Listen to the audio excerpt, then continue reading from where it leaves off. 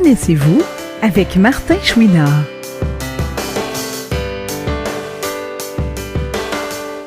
Aujourd'hui, Martin rencontre une dame connue du milieu des non-voyants, mais qui sait demeurer très discrète, Madame Marie-Claude Lavigne.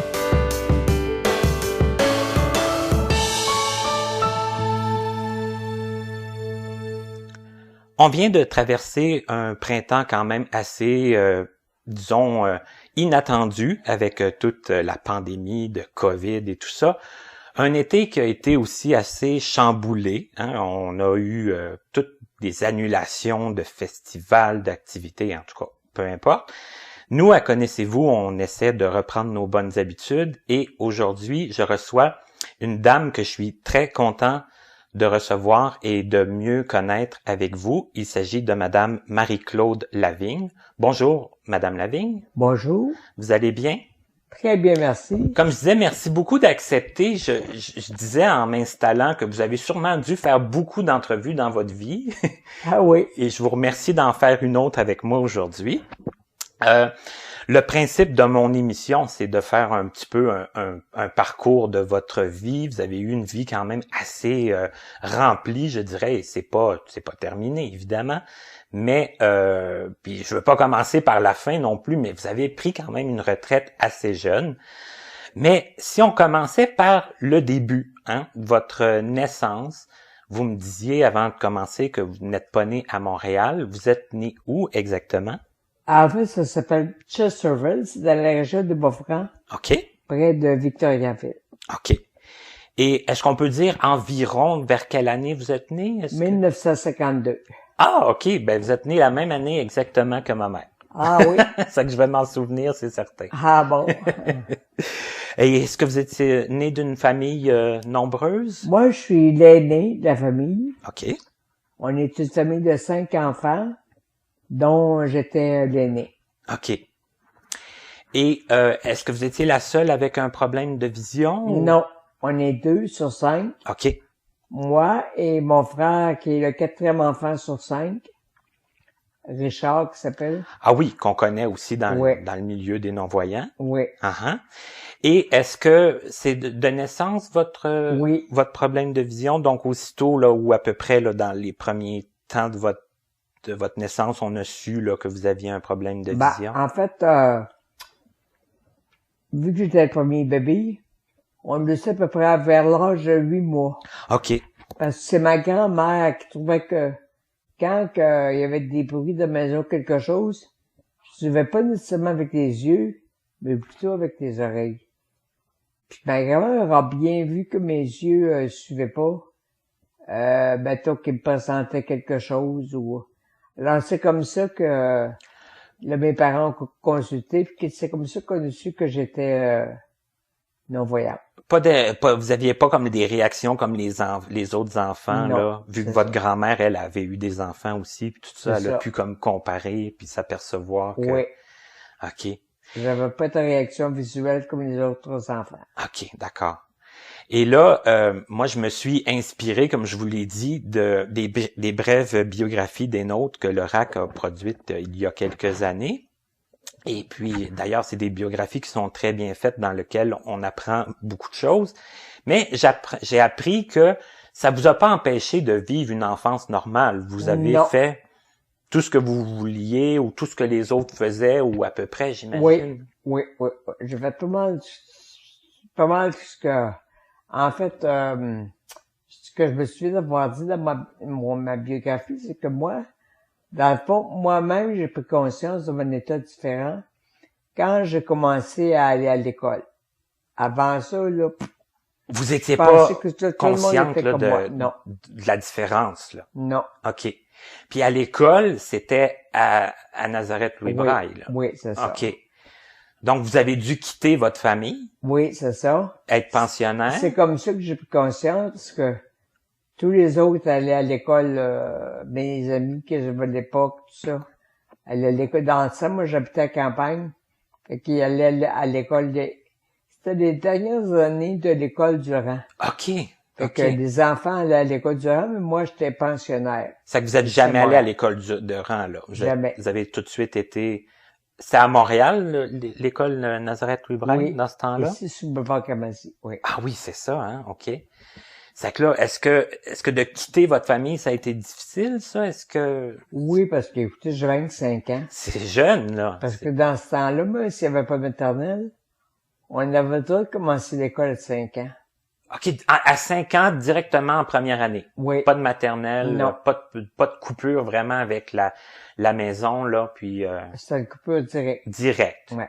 Et avec plusieurs autres personnes non-voyantes Oui, plusieurs enfants. et que vous aviez pas encore pris conscience de votre problème de vision. Donc, Non. ça a dû être quand même un assez gros choc. Ah oui. Parce que j'ai lu que dans la biographie, je vais le mentionner sûrement souvent, que ça vous intéressait pas beaucoup d'apprendre à ce moment-là. Hein? Non. C'était difficile. La première année était très difficile pour moi. Ça m'intéressait pas, dans le sens qu'évidemment, je devais m'ennuyer terriblement. Garder une petite fille de 5 ans, là, qui va à l'école. Aujourd'hui, je vois des enfants autour de moi qui ont 4 ans, 5 ans. Je me dis, hey, ça se peut pas que j'ai commencé. J'ai séparé ma famille à cet âge-là. Tu sais, c'est tout petit. C'est encore un bébé de 5 ans, tu sais. Ben, c'est très, très jeune. Ouais. Mhm. Fait que non, ça m'intéressait pas l'école. Pas du tout. Donc, l'apprentissage, c'était difficile. Oui. Est-ce que le côté social, c'était difficile aussi? Oui. Oui, Oui, parce que, bon, j'ai pas connu la garderie, hein. c'est ça. Fait que là, je me retrouve tout d'un coup avec plusieurs enfants. Évidemment, je souhaite des amis, au lieu, dans le groupe d'enfants, j'ai eu quelques petites amies, là, dont une qui avait le même âge que moi, puis qu'on était très proches, tout ça. Mais, je peux pas dire que j'étais, très sociable avec les enfants à cet âge-là. OK, c'est qu'il y a eu comme quelques contacts, mais... Oui, oui, avec qui, ben, j'ai une petite amie qui s'appelait Marie.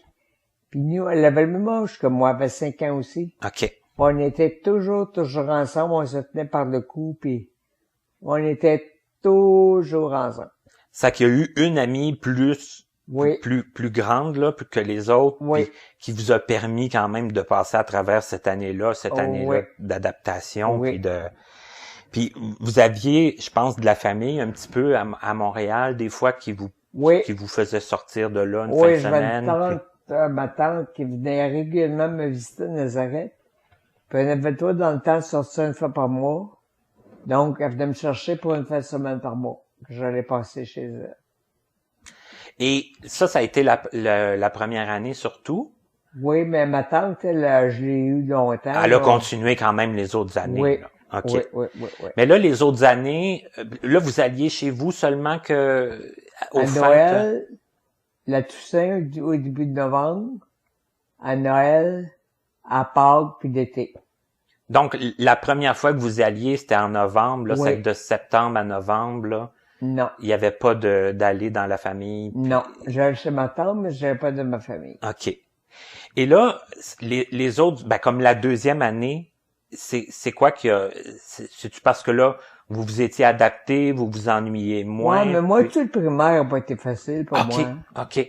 Moi, tout le primaire, ben, j'ai réussi, mais j'étais pas comment dire, j'étais pas la première de la classe, là, tu sais. C'était pas comme vous étiez pas Non. Non. c'était pas dans vos gènes là, de dire moi je Non. veux Non. exceller puis Non. J'étais plus au secondaire. OK, puis Au au second secondaire, au contraire, là, je suis devenu une première de classe, puis je performais beaucoup. Et la vie sociale aussi, j'étais plus sociable, là.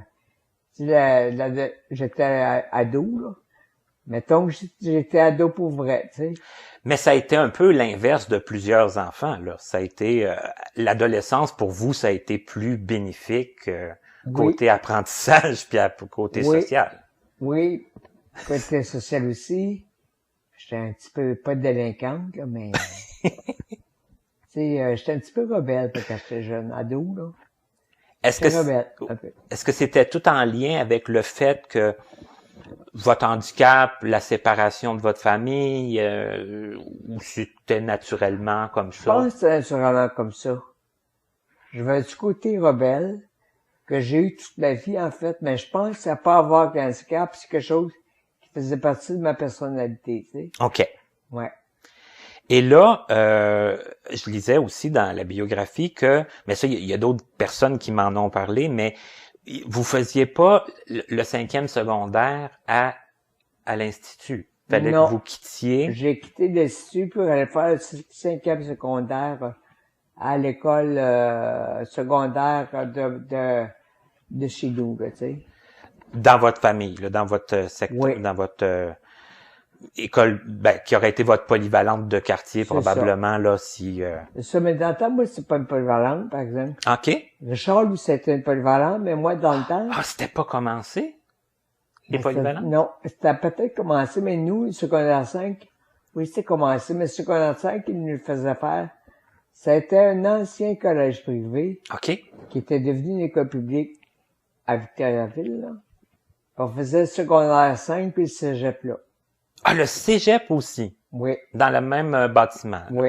OK. Au moins, ça faisait comme un lieu qui était déjà connu quand arrivait le cégep. Oui. Et comment ça a été la transition? Ça n'a pas été évident parce que quand t'as pas suivi les autres enfants tout le temps de secondaire, pis ça, je suis arrivé là, moi, je connaissais personne, hein. C'est sûr. Mais ça, c'est bien fait quand même. Parce qu'au niveau de votre intégration, puis les professeurs, ils ont été... J'étais très bien encadré. En plus, je vais un titulaire de classe qui m'encadrait très bien. Ça a bien été, moi, l'intégration, parce que je suis très rapidement des amis. Puis les professeurs ont été j'étais très bien encadré, moi, pour... Très aidant avec vous, là, puis... oui. Il vous aidait, il disait ce qu'il écrivait au tableau, puis... Ah oui, là-dessus, là. Je me souviens, dans le temps, il n'y avait pas d'ordi, moi, hein. Ben non. Fait que moi, je prenais les notes en braille et tout ça. À la tablette? À la tablette. Quand je pense à ça. Bon, ça devait être quelque chose, quand même, là. Je trouve tellement heureux aujourd'hui. Moi, là, une chose que j'aimerais aujourd'hui, retourner aux études, là, il me semble que je trouverais ça facile. Retourner aux études avec toute la technologie d'aujourd'hui. Oui, je suis sûr que je trouverais ça pas mal plus facile. Ce serait le jour et la nuit. J'ai travaillé fort en ici, moi. En secondaire 5 pour cégep à l'université, là. Écoutez, ça n'existait pas les logiciels de lecture dans le temps. Comme Jazz puis tout ça, c'est sûr que non. Puis le logiciel de lecture que j'ai maintenant, là, avec OpenBook, tout ça, ça n'existait pas. Dans ce temps-là, je faisais tout enregistrer mes livres. J'en faisais venir de New York. Oui? Oui, à New York. Ils appelaient ça Recording for the Blind. C'était à New York. Je faisais venir ça par la poste. Des livres que je commandais, puis ils m'enregistraient ça là-bas. Je faisais venir ça par la poste. Je prenais mes notes en braille. Puis j'avais des lectures de texte, ça, c'était des collègues de classe qui faisaient des lectures de texte que les professeurs distribuaient, ou des trucs comme ça. Qui enregistraient ça chez eux le soir? Oui, ils venaient chez nous enregistrer ça. Ouais. OK. Et j'en ai trouvé un cas, je pense que c'est ça, là. Je pense que je savais pas dans quoi je m'embarquais. Si je l'avais su, je suis pas sûr que j'avais fait. J'ai fait ça mon bac, ma maîtrise. Mais d'un autre côté, on n'a pas beaucoup le choix. Si on veut essayer d'avancer puis de... C'est peut-être mieux que je le sache pas. De toute façon, c'est difficile de savoir avant de commencer un projet. Hein? Moi, je suis une personne persévérante, fait que je travaille fort. J'ai travaillé fort. Mais franchement, j'ai travaillé fort. Fonceuse aussi, parce que on disait que vous avez fait vos études là comme en ligne droite, puis vous saviez quand même ce que vous vouliez faire, puis vous avez été accepté, puis vous avez été intégré, puis ça... Oui. Vous êtes allé à Ottawa, à un moment donné, à l'Université d'Ottawa. J'ai fait mon bac, ma maîtrise là, à Ottawa. Puis j'étais fonceuse, puis persévérante. Moi, j'ai jamais doublé. J'ai jamais recommencé une année à l'université. Dans le temps que j'ai fait mon bac dans 3 ans, mon cégep de 2 ans. Tu sais, j'ai fait mes études dans le temps que quelqu'un qui perd pas de temps exactement, fait. Dans le temps requis. Tu sais. Le seul doublage que j'ai eu, j'imaginais c'est quoi? Dans la 5e année primaire, j'avais doublé à cause du Christy De catéchisme. catéchisme. Ouais. OK. C'était du par cœur. J'ai jamais été bonne dans le par cœur. On va apprendre par cœur, on regarde. On oublie ça. Pas bonne dans le par cœur, puis dans le temps où ce que apprendre, ça vous intéressait pas trop, Non, ça en fait plus. que, résultat, C'est ça. c'est le catéchisme qui vous a fait comme un petit peu là perdre du temps. Là, Ouais, tu sais, lui, mais c'est cavané. Mais en même temps, ça peut être une perte de temps parce que ça m'a permis de prendre une certaine maturité. Parce que quand tu commences l'école à 5 ans, là, regarde, tu sais, ça m'a permis quand même, en doublant l'année, là, ça m'a permis de prendre un peu de maturité. Parce que je lisais aussi que même le braille, ça vous intéressait pas. Non, m'intéresse, il n'y avait rien qui m'intéressait. Il y a eu rien qui a piqué votre curiosité Non. vraiment Oh non, à ce moment-là. non. Et le braille, quand vous l'avez, quand ça a forcément Oui. commencé à vous intéresser, est-ce que ça a été comme une révélation pour Ah vous? ben oui, là, le braille il a fait partie de ma vie longtemps. Pour là, très j'ai lu longtemps. Le braille, oui. OK. Et là, quand vous avez fait le cégep, votre 5e secondaire, le cégep dans la même bâtisse, Oui, dans votre plus près de votre famille, oui. parce qu'on disait dans la biographie que vous aviez, vous preniez vos notes à la tablette, c'était vous qui aviez acheté votre tablette avec votre argent, il y avait rien de fourni là à ce Dans moment-là. le temps, non. C'est incroyable quand Non. même là. Non, c'est moi qui vais acheter ça. Je l'ai encore d'ailleurs. Je m'en sers plus, mais je l'ai encore. Vous l'avez encore? Ouais. Parce que ça veut dire que, qu'est-ce que ça veut dire exactement? Est-ce qu'il incitait pas beaucoup les non-voyants à aller à l'école? C'était C'est ça? pour moi, c'était comme tout le monde achetait ça. OK. C'était comme ça pas que ça se cher. passait. Vous Écoute, l'achetiez. le braille, là, ça coûtait 15 piastres dans le temps. OK. Fait que non, ça, c'était normal que c'était le même, tu sais. C'était comme normal. C'était la norme. C'était Ouais. la procédure. Ouais. Puis, On questionnait pas ça. c'est sûr que là, vous connaissiez pas les programmes qui sont arrivés par après, donc. Oui, il n'y en avait pas dans ce temps-là. C'est ça, hein? Mhm. Et la psychologie, ça a été assez rapidement que vous avez décidé de vous en aller vers Oui. ce domaine-là. Ouais, quand je suis au cégep. C'est quoi qui vous avait incité à aller vers la psychologie? J'avais rencontré quelqu'un, un orienteur professionnel. Un orienteur là, qui t'aide à faire tes choix de carrière. tout ça. Oui. Puis lui, il m'avait dit, casse-toi pas la tête, t'es une fille, tu vas te marier, tu sais. Marié, avoir des Il enfants, m'avait puis... dit ça. Uh-huh. Fait que moi, j'étais sorti, puis avec mes amis, je comptais ça on avait des périodes libres au cégep, là. Je comptais ça, mes amis. Puis à un moment donné, je dis, hey, lui, là, c'est un Christ fou. Je pense que je vais donner un psychologue, rien que pour le soigner, lui. Ça avait fait une joke, mais j'ai retenu ça toute ma vie. Mais là, il vous avait dit ça à vous parce que vous étiez non-voyante, là. Il disait pas ça à toutes les filles, j'imagine. Je sais pas, à l'époque, C'était pas des questions qu'on se posait beaucoup non plus. non. Mais ça se peut qu'il m'avait dit ça parce que j'étais non-voyant. Ça se peut. Et là, Je vais bon... te marier, tout Ouais. ça. Mais là, vous avez quand même décidé d'aller en psychologie. Oui. J'ai dit, j'avais fait une blague avec mes amis. J'ai dit, moi, je vais aller en psychologie, rien que pour Le recevoir en consultation. C'est ça. Il montrait que... Ouais. Puis là, je suis en psychologie, c'était tout un beau, fait que, là, j'ai fait mon choix, psychologie. Mais vous avez fait votre choix, mais vous avez été admise, ça que ça Oui. s'est bien passé aussi. Oui. À l'université, l'intégration s'est bien faite aussi. Oui. Mais comme vous l'avez mentionné, puis vous n'êtes pas la seule, ça vous a demandé beaucoup de temps. Dans le sens que pour faire les travaux puis les lectures. Beaucoup de travail, de la lecture, tout ça. Puis l'intégration sociale, ce qui m'a aidé, il y a une personne qui m'a aidé beaucoup pour faire l'intégration sociale. Il y avait un gars qui étudiait déjà à l'université en sciences politiques.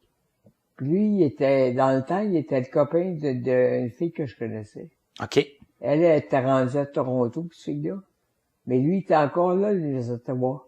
Puis lui, il m'a aidé beaucoup à faire connaissance avec les lieux, tout ça. Un peu comme à me familiariser avec le campus, tout ça. C'est quelqu'un qui était non-voyant aussi, Oui. là, puis qui était déjà habitué d'être là, puis qui a Oui, pu c'est vous ça. Il m'a aidé beaucoup, ce gars-là. vous faire visiter les lieux. Ah oui, sur le campus, il était venu avec moi m'inscrire, tout ça. Puis... C'est quand même une grande chance, là, quand Ah même, oui. d'avoir eu quelqu'un qui est non-voyant, qui comprend ce qu'on vit, puis qui en Exact. plus peut nous faire visiter puis nous expliquer. Oui. Là, je vais faire un jeu de mots douteux, là, mais avec ses yeux de non-voyant. Là. Oui, mais il était sur mes voyants. OK. Mais, ah oui, lui, Mais c'était assez pour vous, là, dans le sens de vous pour Oui. vous aider, là. il m'a aidé beaucoup, oui. OK. Oui. Et là, J'habitais la résidence. ah oui, c'est vrai. Puis ça, quand tu habites la résidence, ça aide la vie sociale, ça. J'ai connu le monde, la résidence. Il y a toujours quelqu'un pour parler, il y a toujours quelqu'un Ouais, pour c'est ça, sur ton étage. Mais... faire des parties. Est-ce que vous faisiez des petits parties des Oh, fois? oui, ah oui. Il y avait une salle dans la résidence, il y avait une place là, qu'on pouvait aller prendre un verre, tu sais. Tout était là pour nous aider à socialiser, justement. Et vous l'avez fait, vous avez socialisé, vous avez... j'ai connu d'autres filles là, puis j'ai socialisé, puis après ça, ben c'est ça, tu sais. Mais vous avez mis aussi le temps pour réussir vos études. Ouais, bon, oui. Ah oui. Il y avait un temps pour chaque chose, j'imagine. Exactement. Un temps pour s'amuser, puis un temps pour Étudier. pour travailler. Ouais. Et là, est-ce que vous deviez encore continuer à faire enregistrer vos livres par des gens? Oui. J'ai fait ça aussi à l'université. OK. Oui. Jusqu'au jour où il y a eu comme la magnétothèque qui a commencé à... Ah oui, mais moi, je t'ai pas connu, hein, mais j'ai connu, mais plus tard, j'avais fini mes études ou presque. OK, d'accord. C'est que c'est pas ça qui vous a été de Non. la plus grande utilité. Non. OK. Non. Donc, puis pour faire vos travaux, vous faisiez comment? C'est-tu quelqu'un qui les tapait? Non. Moi, j'avais appris au secondaire, au secondaire, j'avais appris à taper à la machine. Dans ce temps-là, je tapais mes travaux à la machine avec une petite dactylo portative, là. OK. Je tapais ça moi-même. C'est ça, mais faut taper puis faut pas faire d'erreur, Faut pas puis faire de faut pas... Ça demande bien de concentration. Ne serait-ce que juste rendu à la période du moment où il faut taper le texte, c'est quand même toute une épreuve encore, Oui. là. Puis quand je faisais mes examens, c'était la même chose. Les professeurs me mettaient dans un local à part OK.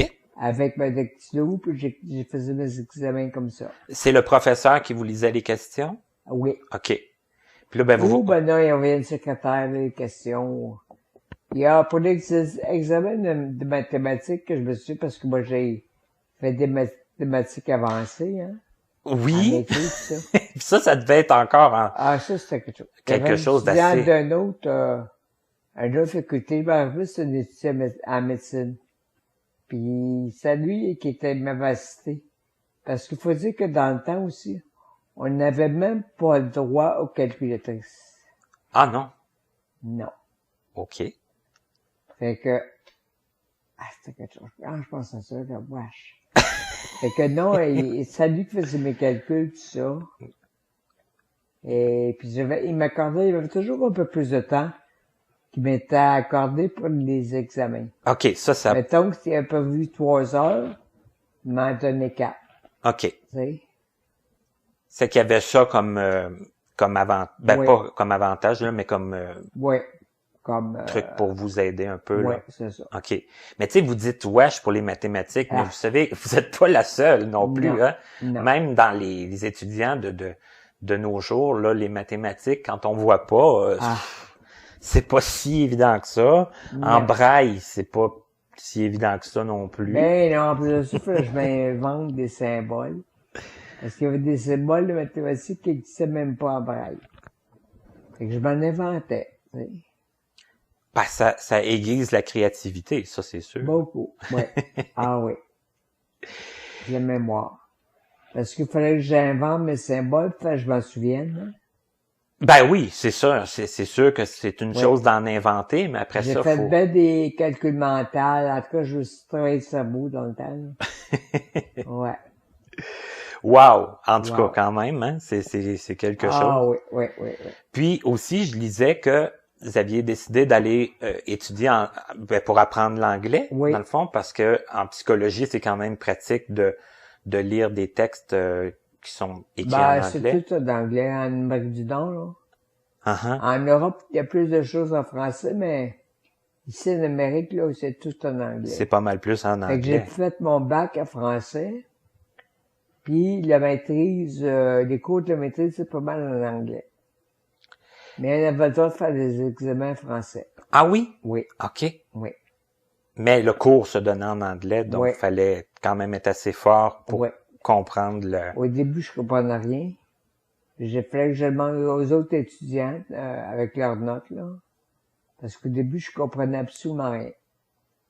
Ça a été quand même un niveau de difficulté de plus, ça, là. Ouais, là, ouais, ouais, quand même. ouais. Le temps qu'on comprenne. Puis c'est des termes quand même spécifiques à la psychologie beaucoup, puis tout ça. Là, ça Ouais. fait que... Ouais.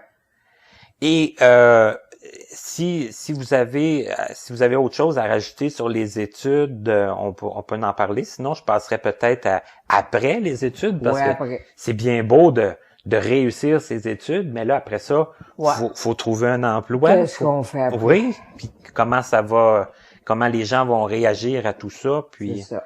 nous engager, nous passer en entrevue, tout ça. Ouais. Est-ce que ça a été compliqué pour vous? Est-ce qu'il y a eu... Non, pas tant que ça, parce que en terminant l'université, 2 jours après, je suis revenu chez mes parents, puis dans ce temps-là, il y avait des programmes gouvernementaux. Comment ils appelaient ça, donc?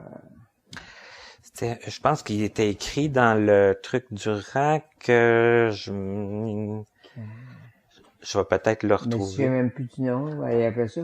Ouais, mais en tout cas, c'était des c'était... projets par j'imagine que ça devait être par, comment dire, par main-d'œuvre, le ministère de main-d'œuvre, mais... Ouais. Fait que je veux un appel pour aller travailler sur un projet comme ça avec des familles monoparentales.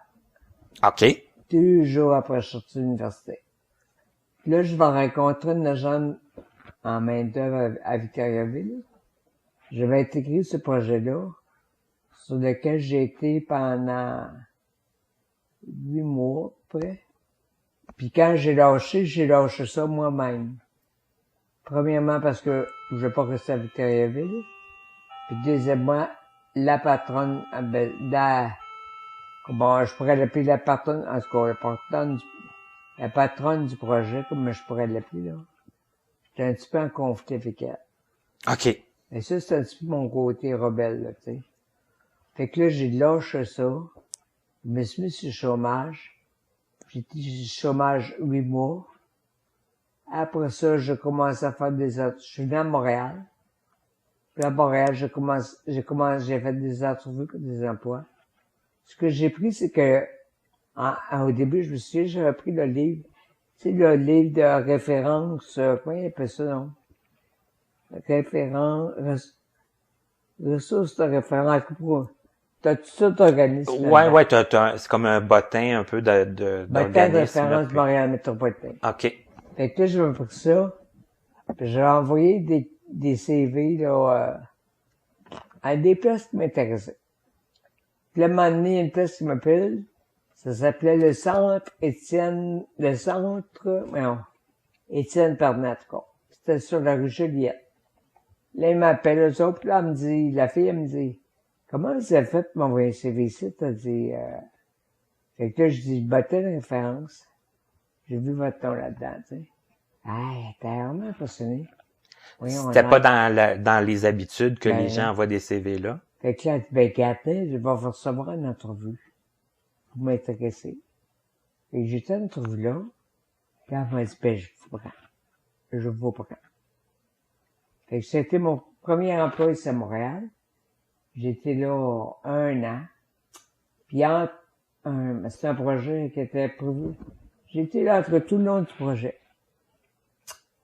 Puis là, parce qu'elle m'avait dit, écoutez, elle dit, ça tombe bien, moi, vous un CV, elle dit, on a obtenu un projet, trop. Ben, elle m'a pris, tu sais. Là, j'étais là 1 an. Puis là, pendant cette année-là, ça a donné que je rencontre quelqu'un qui faisait de la pratique privée. Fait que là, j'ai commencé à faire de la pratique privée avec elle, mais c'était du groupe qu'elle faisait. J'ai commencé à faire du groupe avec elle 2 soirs semaine.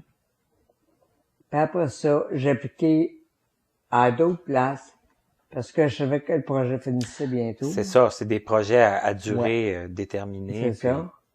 Fait que là, j'avais appliqué à différents endroits, dont le service correctionnel. Puis le service correctionnel, même chose. Ils m'ont sollicité en entrevue. Je suis à l'entrevue. Là, je me rappelle, le moment donné, je reçois un appel, elle me dit, on vous embauche. Je me souviens même plus de l'entrevue. J'en ai passé plusieurs. Ouais. Puis là, entre autres à la CSST, je l'ai passé à plusieurs places. Fait que là, elle me dit, ça parce que c'est on vous embauche. Je me rappelle même plus. C'est ça, parce qu'on fait des entrevues, puis après Ben ça suit son cours, puis il y en a qui nous rappellent pas, puis C'est ça. puis à un moment donné, forcément, il y en a qui nous appellent, mais ça peut faire déjà un certain temps, puis... C'est ça. Fait que ça, tu m'as rappelé. Je me souviens, elle m'a dit, vous commencez, quand est-ce que vous voulez commencer? Ben là, je m'y pensé. Quand est-ce que vous... Ils vous demandaient ça, quand est-ce que vous voulez commencer? C'est pas eux autres qui vous donnaient comme une date, puis... Elle dit, quand est-ce que vous voulez commencer? Elle dit, nous, on n'est pas pour n'importe quand. Ah bon. Un instant, je vais y penser. Fait que là, je me rappelle, je l'avais parlé avec mon père. Je disais, il m'a fait une job en prison. J'ai peur, je sais pas si ça me tente, là. Là, mon père, il m'avait dit, regarde, si il t'embauche à prison, c'est que, ils savent que t'es non-voyante, vas-y, tu sais. Ça, je voudrais savoir, là, quand vous envoyez des CV, est-ce que vous disiez à ce moment-là que vous étiez non-voyante? Des CV, je pense pas. Mais les formulaires, comme mon fédéral, c'est un formulaire, ça, oui. Pour provincial, je l'ai toujours dit. OK. Entre autres, là, je t'avais dit, c'est qu'eux autres, quand je suis allé dans l'entrevue, là, ils savaient d'avance que j'étais une non-voyante. Puis quand j'ai fait l'entrevue, là, c'est une longue histoire, il y avait un monsieur sur mon comité d'embauche, là. Lui, là, ça a l'air que je l'avais impressionné. Puis lui, il dit, moi, on l'engage. Mais les autres gens, ça n'a pas été si simple que ça. Il y a eu à les convaincre un peu plus? Oui. OK. Oui.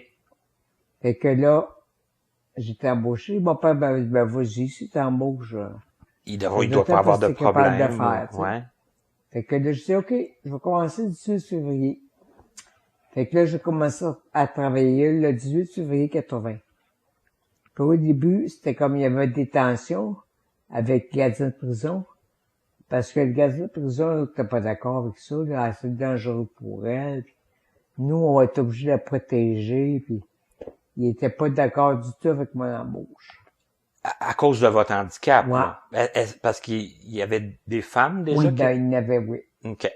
Mais à cause de l'handicap, les autres, là. Mais moi, là, ça, j'ignorais tout ça, je sais plus tard. Au début, là, personne me parlait de ça.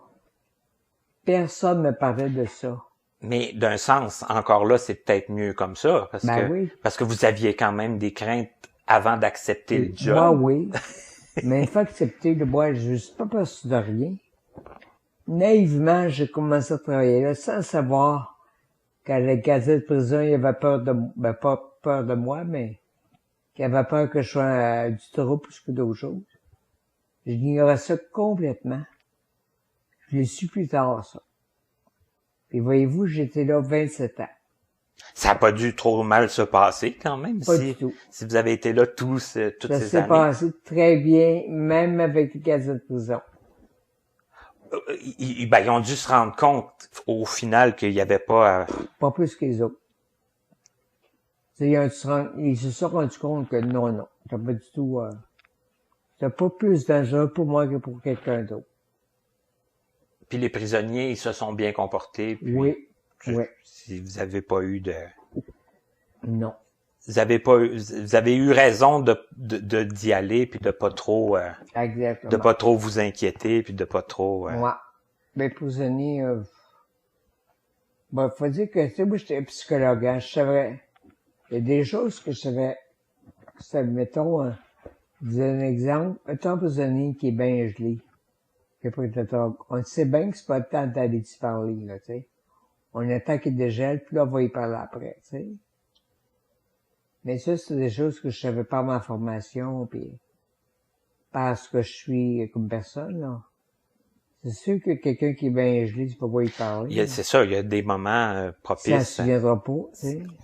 Aussi, hein, c'est sûr. Ben, on attend, tu sais. Parce que là, en prison, les prisonniers est-ce qu'ils étaient obligés de vous rencontrer ou si c'était Non, comme des gens qui...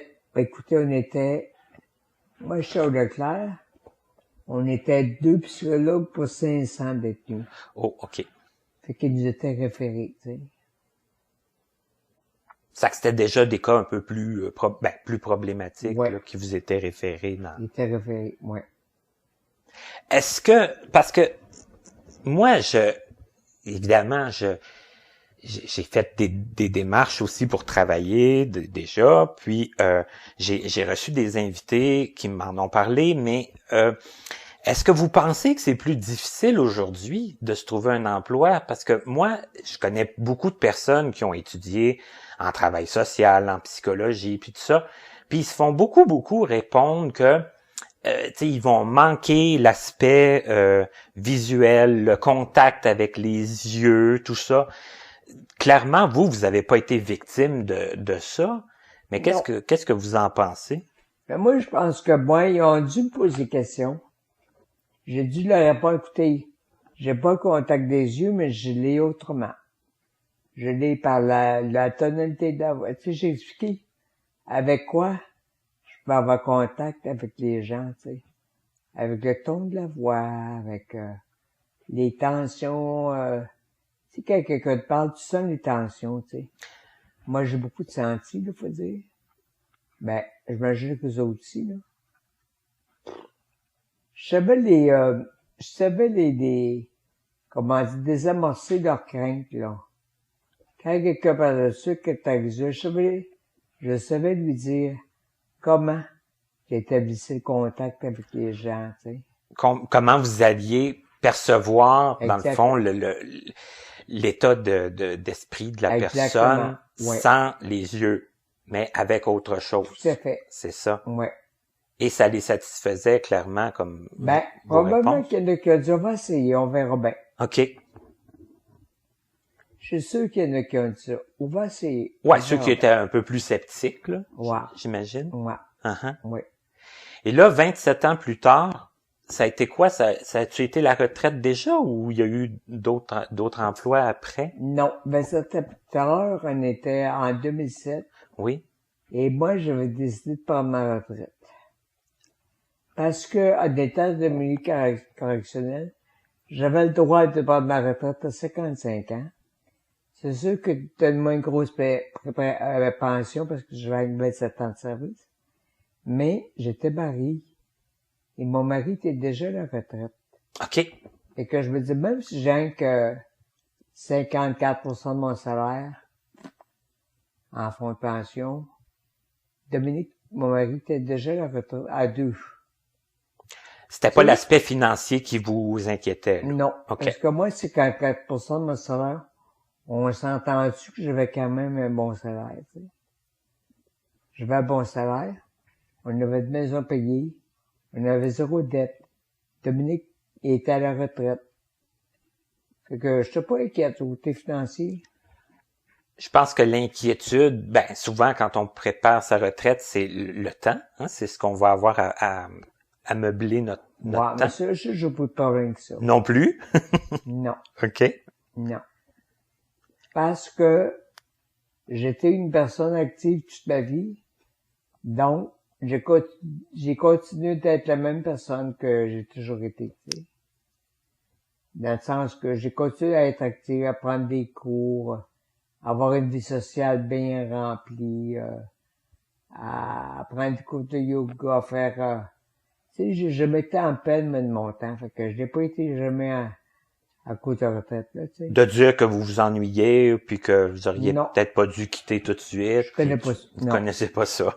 Même après que mon mari est décédé, là, parce qu'il est mort, ça faisait 5 ans que j'étais à la retraite. OK.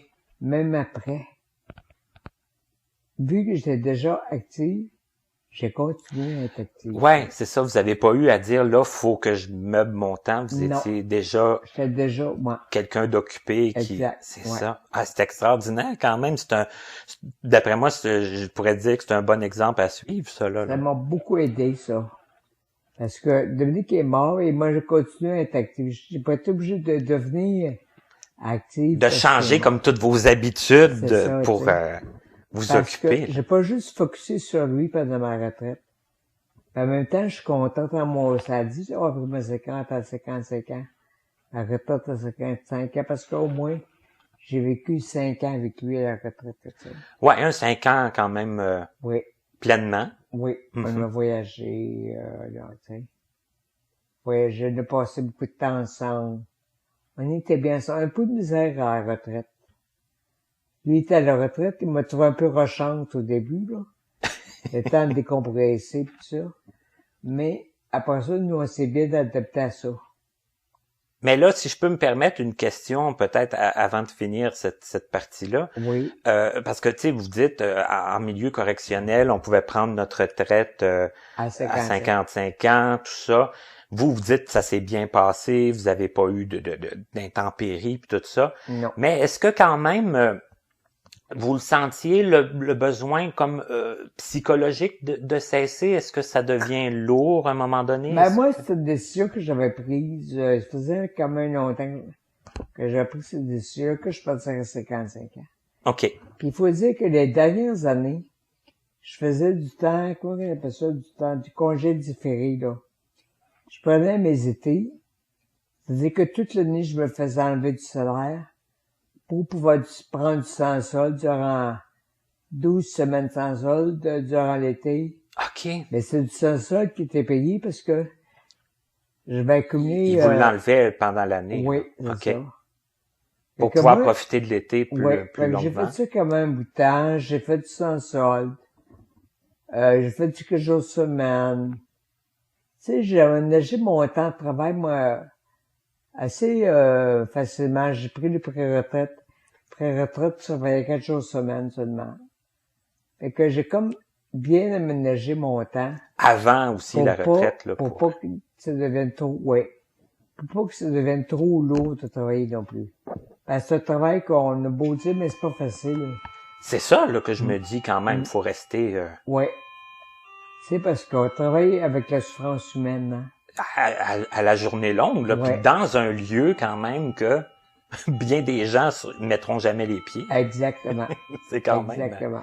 C'est quand même quelque Fait que chose. pour y survivre, je pense qu'il faut aménager notre espace de travail, notre temps, pour être capable de faire run, tu sais.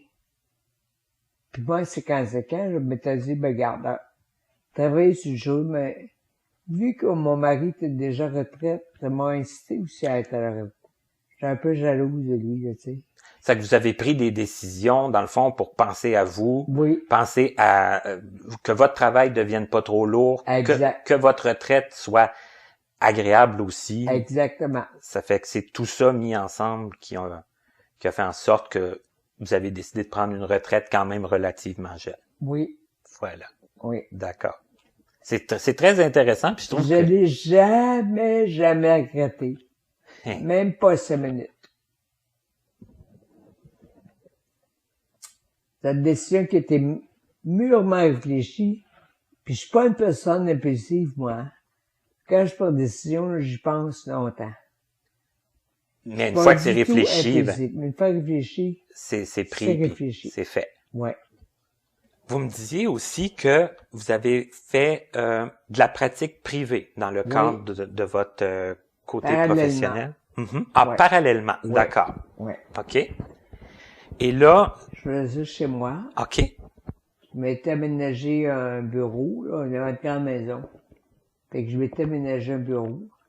Et j'ai pris de formation entre-temps en thérapie conjugale, tout ça. Parce qu'on est toujours en formation, hein. Formation continue, hein, toujours. Oui, si on est professionnel, t'es obligé de faire des heures de formation. D'être à jour, hein, d'être Ouais. toujours... Oui, exactement. Fait qu'entre autres, j'avais pris une formation en thérapie conjugale. Alors, je recevais des gens chez moi, en pratique privée, avec qui je faisais de la thérapie conjugale. Est-ce que thérapie conjugale, ça ressemble un peu à de la médiation ou si c'est... En une certaine façon, oui. OK. Oui. Mais vous restiez encore dans la misère humaine, là, Oui. en faisant ça. Oui, toujours, oui. C'était des gens, là, qui étaient en difficulté Oui, conjugale. c'est ça, puis... oui. Exactement. OK. Mais ça changeait quand même du milieu carcéral. Oui, ça changeait parce que les gens qui venaient me voir, c'était des gens qui étaient motivés. Oui, qui venaient de leur Tandis propre... qu'en milieu correctionnel, des fois, les gens t'étaient référés, mais le détenu en question t'a pas toujours intéressé, lui aussi. Ça le tentait peut-être pas. Non, pas toujours, tu sais. J'imagine que quand les personnes qui sont en difficulté conjugale, ça le tente pas, mais au moins ils viennent de leur propre chef. Là, Ouais. Ils veulent régler leur C'est problème. ça, tu sais. C'est que ça, vous avez fait ça longtemps? Vous en avez fait beaucoup? J'ai fait ça jusqu'à temps que je déménage ici. OK. Jusqu'en 2009. OK. En 2009, on a vendu cette maison, là, puis on s'est acheté condo aussi. Et puis j'ai arrêté. Mais j'ai fait ça une bonne dizaine d'années, certain. Puis un petit peu après la fin aussi de... Oui, ma carrière correctionnelle. OK. Oui. Et si on change maintenant complètement de sujet, parce que ce que vous savez peut-être pas, là je parle de mes auditeurs, c'est que Madame Lavigne, elle a un autre handicap que visuel, dans le fond, et c'est rien pour faciliter les choses, mais c'est rien non plus pour vous arrêter, d'après ce que je vois, hein, parce que vous avez continué à être actif, tout ça. Oui. Il y a eu la sclérose en plaques, à un moment donné, qui s'est manifestée, puis vous m'en parliez un peu tantôt. Ça a été quand même pas trop rapide. Non, moi, c'est une forme, ce qu'on appelle une forme progressive lente. OK. Primaire. Le primaire. Mais ça Parce c'est... qu'il y a différentes formes. Ouais, de c'est ça, sclérose il y en a plaques. plusieurs. Oui. Il y a des formes récurrentes, des formes... Moi, c'est progressif, ça augmente tout le temps, puis ça revient pas. Tandis que ceux qui ont des poussées, il y en a qui ont des poussées, mais qui reviennent presque normal après, tu sais. Moi, c'est pas mon cas. Moi, ça a comme... J'ai des pertes. Depuis 2002, j'ai des pertes, mais qui reviennent pas. C'est irréversible, ça Non. se... OK. Et ça a commencé, vous disiez, ça faisait quand même un certain temps que vous aviez eu comme des petits des 99, symptômes. 2000, ouais. Ouais. Et là, vous êtes en fauteuil roulant, ça que ça nécessite quand même d'autres adaptations là que juste visuelles. Oui, là. oui, exactement. Mais ça vous a pas arrêté. Vous avez continué à être active, vous avez continué... Oui, je continue de faire ce que je pouvais faire. Tu sais, je prends des cours de yoga. Mais là, c'est arrêté là, à cause de la pandémie. Ben oui, ça c'est Je sais c'est pas si sûr. ça va prendre, mais probablement s'arrêter. Mais j'aime beaucoup la musique, je vais à des concerts. Je suis abonné aux Grands Explorateurs. Je suis abonné aux Aventuriers. Différentes choses. Tu sais, là, sur Internet, je vais prendre des cours. Non, ça m'a pas arrêté, tu sais. Donc, la technologie, on disait, c'est quelque chose qui a été important dans votre vie, puis j'imagine que pour les loisirs, puis, tout ça, c'est facilitant aussi. Bien sûr, j'ai une tablette, j'ai mon ordinateur, donc je lis, je consulte beaucoup Internet, tout ça. Je lis avec Victor, je lis par audition parce que à cause de ça en plaques, je suis plus capable de lire le braille. OK. Fait que j'ai commencé à lire par des livres audio, là. J'ai eu de la misère au début parce que je tombais dans l'une facilement. Ben, ça demande un autre niveau de concentration, hein, de lire en audio. Mais là, je me suis habitué. Ah ah. Ouais. Mhm. Je suis plus capable du tout de lire le braille. OK. Du tout, du tout, du tout. J'aurais jamais cru ça, mais c'est comme ça. C'est comme ça. Ouais. Une chance qu'il y a d'autres alternatives. Une chance. Ah ah. Ouais. Mhm. Puis, vous avez aussi mentionné que vous voyagez. Vous aimez Oui. ça, voyager? J'ai voyagé. Oui, j'ai voyagé. C'est sûr que c'était plus facile quand j'étais juste non-voyante. Mais tu sais, j'ai voyagé, j'ai été en Italie 2 fois. J'étais en France. J'ai été en Espagne 3 fois. J'ai été en croisière en Alaska. J'ai été en croisière sur la Méditerranée. J'ai été dans le sud, à Cuba, en République dominicaine, au Mexique 2 fois. 3 fois même au Mexique, 3 fois, une fois avec mon mari, puis 2 autres fois. Eh, quand même. J'ai quand même voyagé un peu, là, tu sais. Mais vous dites c'était plus facile quand j'étais comme juste non-voyante, Ah oui, mais oui, oui. reste que juste le fait d'être non-voyante, on peut manquer beaucoup de choses, mais vous en avez quand même tiré Ah oui, assez de profit pour Oui. faire beaucoup de voyages, là. oui. Ben, j'ai toujours voyagé avec des gens. Ah ah. Ben ouais, tout seul, c'est sûr que là, C'est c'est un autre assez, niveau de difficulté, là. Ouais. C'était assez descriptif, tout ça. C'est important, ça aussi. Oui. Mhm, mhm. Puis évidemment, puis en fauteuil roulant, c'est plus compliqué, là. Ah ah. Ça demande plus d'organisation, plus de planification. Pour avoir des chambres adaptées. En Espagne, j'ai passé un mois cet hiver. On a trouvé un appartement adapté, tout ça. Donc, ça demande plus de... C'est ça, mais vous le faites quand même. Ouais, Donc, c'est extraordinaire. oui. Ah ah. Puis souvent, je voyageais avec une amie qui est capable de m'aider aussi, là. Puis j'ai fait un croisé avec elle sur la Méditerranée. Puis cet hiver, en Espagne, je suis avec mon amie, ma soeur, puis son mari, là, tu sais. C'était bien le fun. C'est ça. Faut s'entourer de bonnes personnes, Oui, de gens d'être qui... une bonne personne. Faut bien planifier. Faut bien, faut trouver des équipements adaptés, des chambres adaptées. Puis là, en Espagne, tu peux même aller sur la plage, puis aller te baigner dans la mer. Ils ont des adaptations pour sortir des choses exprès, là, tu sais. Mais c'est ça qui est extraordinaire aussi, c'est que il y a beaucoup d'endroits, ben il y a des choses qui existent. Des fois, faut chercher, des Oui. fois, mais ça existe. Ça existe. C'est quelqu'un qui veut vraiment le faire. Oui, ça existe. Mais Vous- c'est pas nécessairement facile. C'est pas facile, ça Mais demande ça plus existe, de oui. planification. Quand tu prends l'avion, faut que tu t'assures avant de partir que tu vas avoir des services pour t'aider à monter dans l'avion, tout ça. Comme je dis, ça demande une certaine planification puis organisation, tu sais. Mais ça se fait, puis on peut aussi en tirer Oui. beaucoup de bienfaits. puis Ah oui, absolument. C'est extraordinaire. Moi, en tout cas, je pense que si ça peut donner le goût à des gens, puis je m'inclus là-dedans parce que moi, j'ai pas voyagé beaucoup encore, mais un petit peu, puis j'ai de plus en plus le goût de le faire. Évidemment, si la pandémie finit que par finir, Ben hein?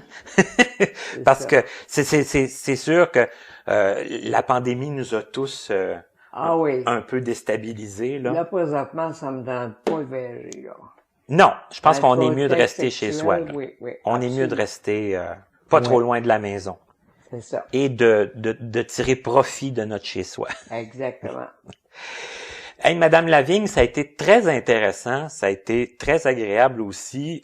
J'ai l'impression qu'on a appris plein de choses, puis qu'on a envoyé des messages positifs aussi aux gens, puis des idées aussi, hein. Oui. Comment planifier son temps. Je pense qu'avant de parler de retraite, de travail, c'est de planifier son temps, je pense, Oui, oui, à la oui, base. c'est bien hein. important, oui. C'est ça, c'est le temps.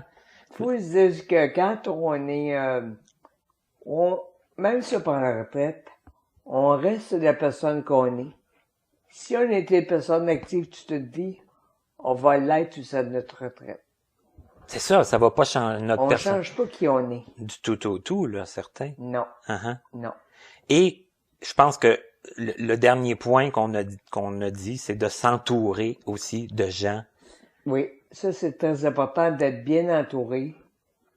Oui, agréable, J'ai aidant. été gâté par la vie parce que je suis très bien entouré. J'ai une belle famille avec qui j'ai été contacté 3. Même si mon mari est mort en 2012, je suis toujours en contact avec de belles familles, mes nièces, tout ça. Ma famille, puis j'ai beaucoup d'amis. Le lien est resté. C'est très, très important d'être bien entouré. Bien voilà, on va terminer là-dessus, puis j'espère que les gens vont tirer profit de tous les propos que vous avez fait part aujourd'hui. C'est, comme je dis, ça a été très agréable. Merci. Merci.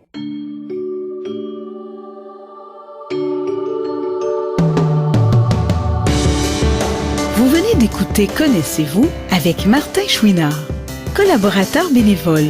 Montage, Frédéric Gauthier. Mise en ligne, Stéphanie Carrasco. Musique, Stéphane Pilon. Présentatrice, Katia Darèche. Un immense merci à l'Association des aveugles de la Rive-Sud, AARS, ainsi qu'aux autres entreprises et organismes de nous prêter des locaux pour l'enregistrement de certaines de nos entrevues. Pour connaître les dates de nos prochaines émissions, ainsi que nos invités à venir, nous vous invitons à vous abonner à notre infolettre et à nous suivre sur les réseaux sociaux. Vous pouvez nous faire part de vos questions, commentaires et suggestions en passant par notre site Internet au www.martinchouinard.com. Avant de vous quitter, il est important de vous rappeler que les opinions émises par les invités entendus à cette émission leur appartiennent et ne reflètent pas nécessairement la pensée des collaborateurs de Connaissez-vous. À la prochaine!